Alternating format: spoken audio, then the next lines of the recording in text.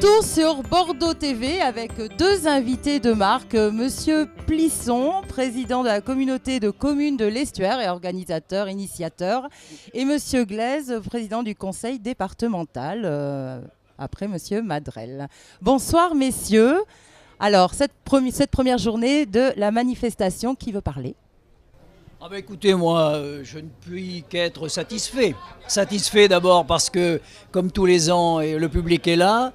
On a une asperge qui est de toute beauté.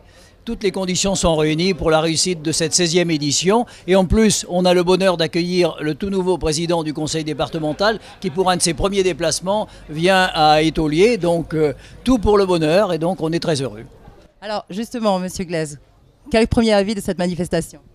Écoutez, d'abord que les organisateurs sont tellement parfaits qu'ils ont même prévu le beau temps, donc effectivement le public est présent, donc c'est important.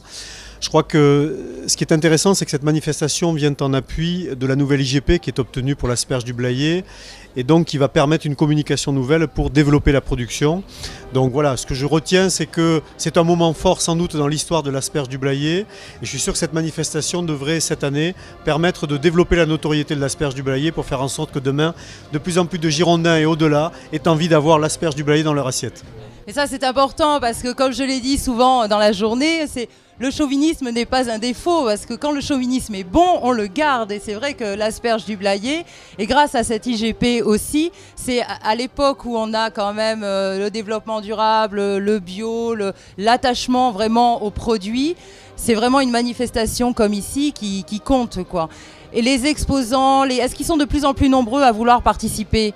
Les exposants sont nombreux et malheureusement on en refuse beaucoup. On se limite à une soixantaine, d'abord la place n'en permet pas davantage, mais ce sont vraiment des exposants de qualité et les gens qui viennent à notre fête peuvent être sûrs que le produit qu'ils vont acheter, il remplit toutes les conditions nécessaires, à la fois de qualité, de prix et même de circuit court, biodiversité, enfin tout ce qui finalement fait le label du développement durable.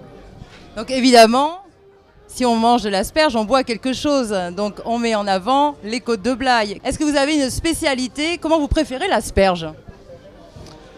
Moi je crois très très simple, c'est-à-dire avec éventuellement une petite sauce mousseline qui vient l'accompagner. Rien de plus, je trouve que la vinaigrette me paraît un peu trop forte et camoufle un peu le goût. Donc la sauce mousseline pour moi est idéale pour déguster l'asperge du Blayais. Moi j'ai à peu près les mêmes goûts. Alors moi c'est plutôt effectivement huile vinaigre, voilà, et puis un peu de sel, mais finalement le légume tel qu'il est, parce qu'il a tellement de saveur que c'est pas la peine de rajouter des choses. Et avec ça on boit un coup de côte de Blaye, un vin blanc sec, voilà, un sauvignon et tout va bien, la vie est belle. Bon, alors c'est vraiment le week-end des gastronomes. Je vous remercie messieurs, je vous rends à vos obligations qui je crois quand même à cette heure-ci vont être les mêmes que les miennes, c'est-à-dire l'apéritif aux côtes de Blaye.